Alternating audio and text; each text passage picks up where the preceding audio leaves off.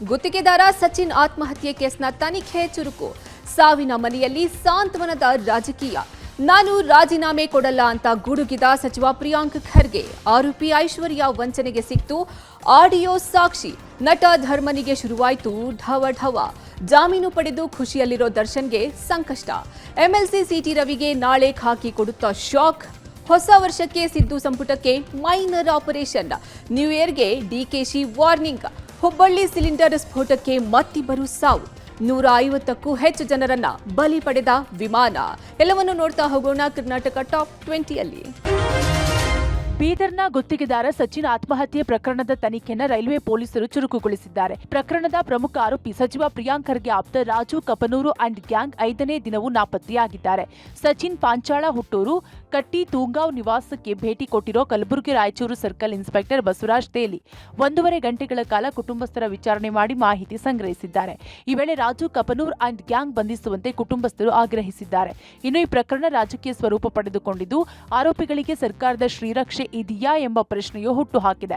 ಇದೇ ಕಾರಣಕ್ಕೆ ಪ್ರಕರಣವನ್ನು ಸಿಬಿಐಗೆ ವಹಿಸುವಂತೆ ಬಿಜೆಪಿ ಆಗ್ರಹಿಸಿದೆ.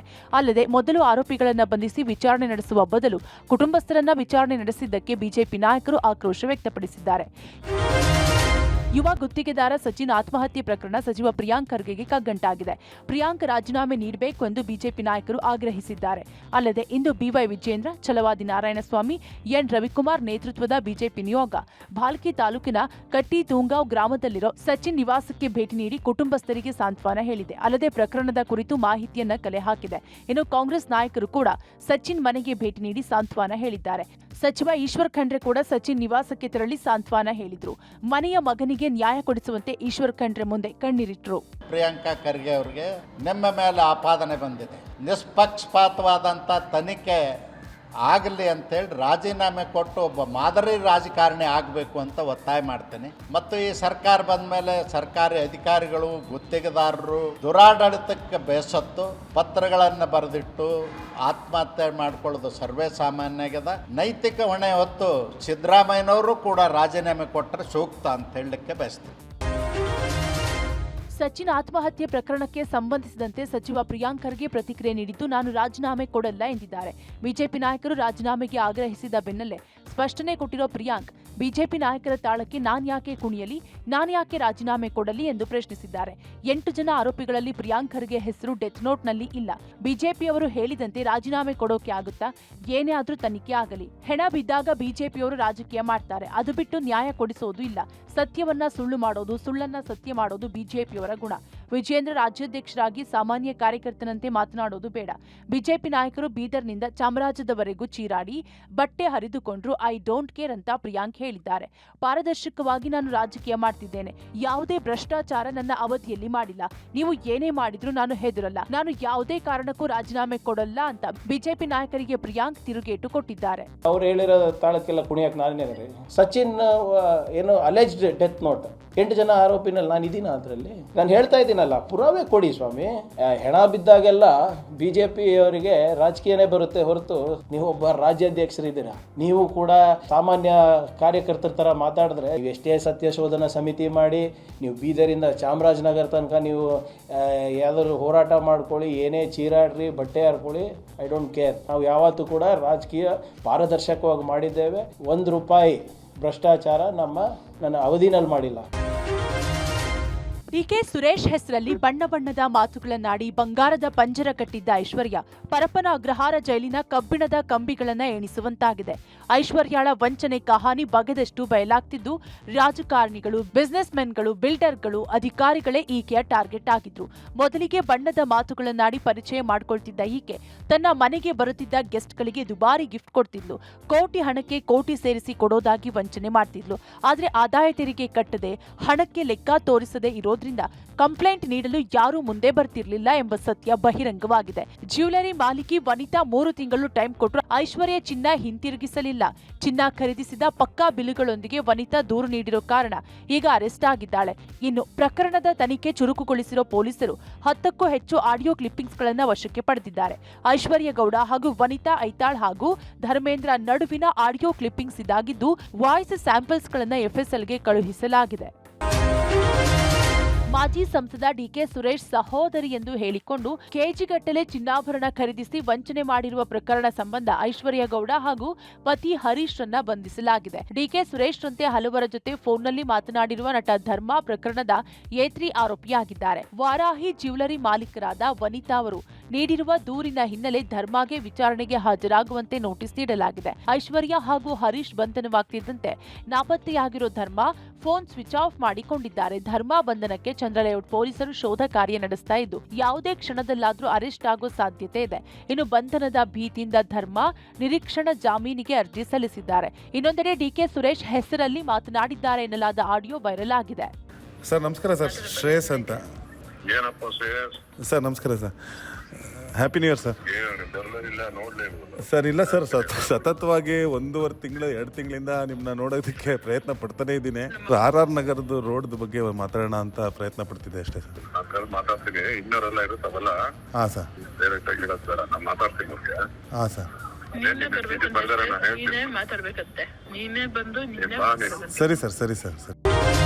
ದಕ್ಷಿಣ ಕೊರಿಯಾದ ಮುವಾನ್ ಅಂತಾರಾಷ್ಟ್ರೀಯ ವಿಮಾನ ನಿಲ್ದಾಣದಲ್ಲಿ 181 ಜನರನ್ನ ಹೊತ್ತೊಯ್ಯುತ್ತಿದ್ದ ವಿಮಾನವು ರನ್ವೇಯಿಂದ ಪಲ್ಟಿಯಾದ ನಂತರ ಬೆಂಕಿ ಹೊತ್ತಿಕೊಂಡಿದ್ದು, ಜೆಜು ಏರ್ ವಿಮಾನವು ದಕ್ಷಿಣ ಕೊರಿಯಾದ ಮುವಾನ್ ಅಂತಾರಾಷ್ಟ್ರೀಯ ವಿಮಾನ ನಿಲ್ದಾಣದಲ್ಲಿ ಇಳಿಯುವಾಗ ಪತನಗೊಂಡು ಈ ಘಟನೆ ನಡೆದಿದೆ. ಫ್ಲೈಟ್ ರಾಡರ್ ಪ್ರಕಾರ ಬೋಯಿಂಗ್ 737-8AS ಜೆಜು ಏರ್ಪ್ಲೇನ್ ಅನ್ನ ಸ್ಥಳೀಯ ಎಂಬಿಸಿ ಬ್ರಾಡ್ಕಾಸ್ಟರ್ ಹಂಚಿಕೊಂಡ ವಿಡಿಯೋವು ಮುವಾನ್ ವಿಮಾನ ನಿಲ್ದಾಣದ ರನ್ವೇಯಲ್ಲಿ ಇಳಿಯುವುದನ್ನು ತೋರಿಸಿದೆ.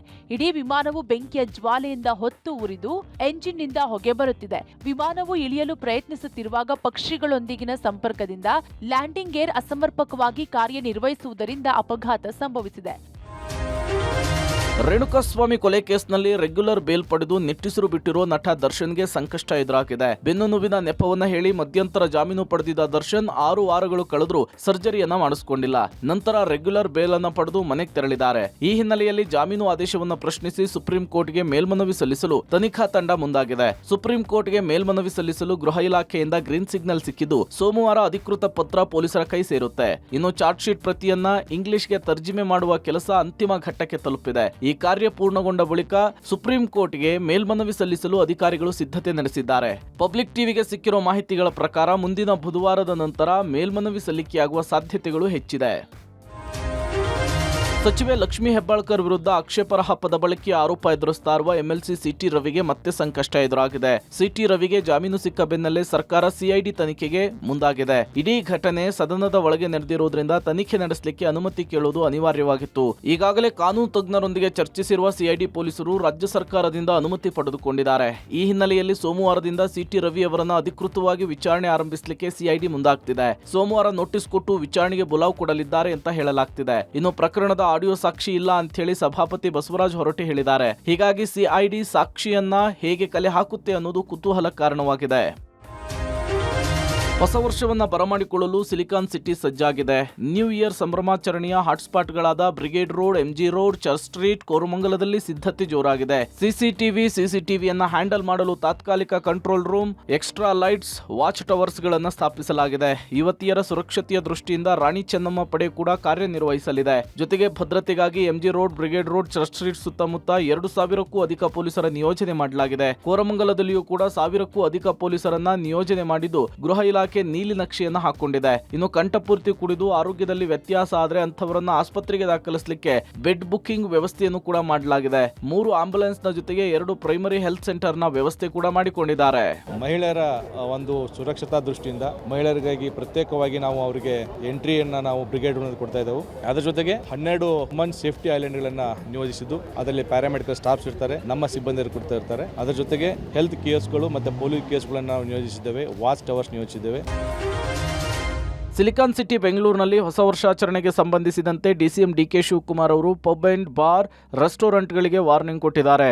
ಇದನ್ನ ಎಚ್ಚರಿಕೆ ಅಂತಾದ್ರೂ ತಿಳಿದುಕೊಳ್ಳಿ, ಮನವಿ ಅಂತಾದ್ರೂ ತಿಳಿದುಕೊಳ್ಳಿ. ಹೋಟೆಲ್ ರೆಸಾರ್ಟ್ನವರು ಸರ್ಕಾರದ ನಿಯಮಗಳಿಗೆ ಅನುಸಾರ ಹೊಸ ವರ್ಷದ ಆಚರಣೆಯನ್ನ ಮಾಡಿ. ನಾವು ಬಿಸ್ನೆಸ್ ಮಾಡುವವರಿಗೂ ಕೂಡ ಅಡ್ಡಿಪಡಿಸ್ಲಿಕ್ಕಾಗಲ್ಲ. ಬೆಂಗಳೂರಿನಲ್ಲಿ 10,000 ಸಿಸಿ ಕ್ಯಾಮೆರಾ ಅಳವಡಿಸಲಾಗಿದೆ. ಎಚ್ಚರಿಕೆಯಿಂದ ನ್ಯೂ ಇಯರ್ ಸೆಲೆಬ್ರೇಷನ್ ಮಾಡಿ ಅಂತೇಳಿ ಡಿಕೆಶಿ ಹೇಳಿದ್ದಾರೆ. ಇನ್ನು ಮನಮೋಹನ್ ಸಿಂಗ್ ನಿಧನದ ಹಿನ್ನೆಲೆಯಲ್ಲಿ 7 ದಿನಗಳ ಶೋಕಾಚರಣೆಯನ್ನು ಘೋಷಿಸಲಾಗಿದೆ. ಶೋಕಾಚರಣೆ ಕೇವಲ ಸರ್ಕಾರದ ಕಾರ್ಯಕ್ರಮಗಳಿಗೆ ಮಾತ್ರ ಅನ್ವಯ ಆಗುತ್ತೆ ಅಂತ ಹೇಳಿ ಸ್ಪಷ್ಟನೆ ಕೊಟ್ಟಿದ್ದಾರೆ. ಖಾಸಗಿ ಕಾರ್ಯಕ್ರಮಕ್ಕೆ ಇನ್ ಎನಿವನ್ಸ್ ಪರ್ಸನಲ್ ಲೈಫ್ ಮಾಡೋಕ್ಕಾಗಲ್ಲ. ಅದಕ್ಕೆ ಅವ್ರವ್ರ ಸೆಲೆಬ್ರೇಷನ್ ಅವ್ರವ್ರು ಏನು ಬೇಕೋ ನ್ಯೂ ಇಯರ್ಸ್ ಮಾಡಲಿ, ಭಾಳ ನಮ್ರತೆಯಿಂದ ಶಿಸ್ತಿನಿಂದ ಟೈಮ್ ಎಕ್ಸ್ಟೆನ್ಷನ್ ಇವೆಲ್ಲ ಕೂಡ ಕೆಲವು ಇದೆ. ಅದೆಲ್ಲ ಪೊಲೀಸವರೆಲ್ಲ ಅನೌನ್ಸ್ಮೆಂಟ್ ಮಾಡ್ತಾರೆ. ಸುಮಾರು 10,000ಕ್ಕೂ ಹೆಚ್ಚು ಕ್ಯಾಮ್ರಾಗಳು ಬೆಂಗಳೂರು ಸಿಟಿಲಿ ಅಳವಡಿಸಿದ್ದಾರೆ. ಯಾರಿಗೂ ಒಬ್ರಿಗೂ ಕೂಡ ಮಿಸ್ಬಿಹೇವ್ ಮಾಡೋಂಥ ಕೆಲಸ ಆಗಬಾರ್ದು. ಎಲ್ಲರಿಗೂ ಕೂಡ ನಾನು ವಾರ್ನ್ ಅಂತಾರೋ ತಿಳ್ಕೊಳ್ಳಿ, ರಿಕ್ವೆಸ್ಟ್ ಅಂತ ತಿಳ್ಕೊಳ್ಳಿ, ಮನವಿ ಅಂತ ತಿಳ್ಕೊಳ್ಳಿ, ಈ ದಿಕ್ಕಿನಲ್ಲಿ ಹೋಗಬೇಕು.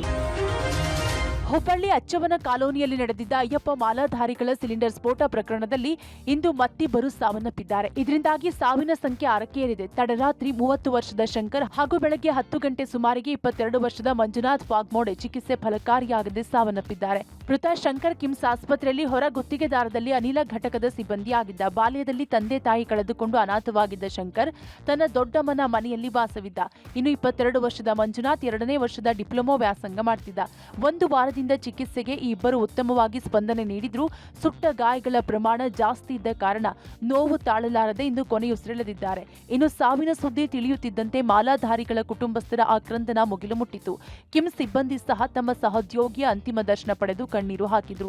ಒಟ್ಟು 9 ಮಾಲಾಧಾರಿಗಳ ಪೈಕಿ 6 ಜನ ಸಾವನ್ನಪ್ಪಿದ್ದು, ಇನ್ನು 3 ಮಾಲಾಧಾರಿಗಳು ಸಾವು ಬದುಕಿನ ನಡುವೆ ಹೋರಾಡುತ್ತಿದ್ದಾರೆ. ನಾವ ಸಾಕ್ತಿದ್ರಿ, ನಮ್ಮ ಮನ್ಯಾಗ ದೊಡ್ಡವಾಗೇನ್ರಿ, ಈಗ ದುಡಿಯಾಕತ್ರಿ ಅವ್ನು ಮಾಡ್ಕೊಳ್ತೀನಿ. ಕಿಮ್ಮಿನಾಗಿದ್ದ, ಆದ್ರೆ ದೇವ್ರು ಇಲ್ಲ, ದೇವ್ರು ಉಳಿಸ್ಲಿಲ್ಲ. ಅವ್ನು ಯಾರಿಗಾದ್ರೂ ದೇವ್ರು ಇಂಥ ಶಿಕ್ಷೆ ಕೊಡಬಾರ್ದಿತ್ತು. ಎಲ್ಲರೂ ಬಂದರು, ಕೊಟ್ಟರು, ಆಸರೆ ಕೊಟ್ಟರು, ಸಂಸಾರ ಕೊಟ್ಟರು. ಯಾರು ಜೀವನ ಕೊಡ್ತಾರ್ರಿ? ಯಾರು ಕೊಡ್ತೀರಿ.